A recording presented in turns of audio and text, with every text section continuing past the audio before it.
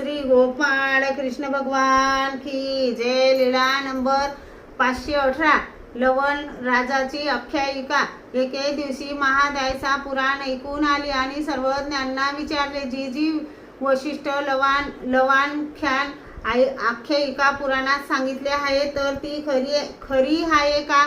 सर्वज्ञांनी सांगितले, हो बाई, खरी आहे। जी ती कशी? सर्वज्ञांनी सांगितले, लवण तो एक राजा सिंहासनावर बसलेला होता। पुढे नृत्य सुरू होते तथा बहुरूप्याचा खेळ सुरू होता। तेव्हा एक लाघवी आला, तो सभेत पीस फिरून गेला। इतक्याने राजाला झोप आली आणि स्वप्न पाहू लागला। त्या स्वप्नात राजा जणू सैन्यानिशी शिकारीला निघाला। तेव्हा पुढे रानडुक्कर निघाले। राजा त्यांच्या पाठीमागे लागला। राजाचा परिवार एकीकडे पडला आणि राजा एकीकडे फाकला। रानडुकराने एका दरीत उडी घेतली आणि राजाने घोडा आवरण्याचा प्रयत्न केला, परंतु घोडा आवरेना। घोड्याने दरीत उडी घेतली। राजाने प्रसंगावधान ऐकून एका झाडाची फांदी धरली। रात्री तो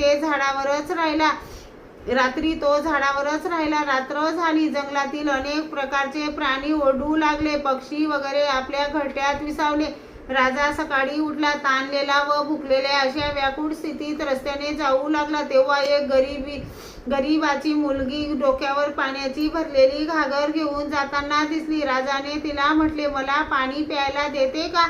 तेव्हा तिने म्हटले, मी शूद्र घराण्यातली, जवळचे पाणी तुम्ही कसे पिणार?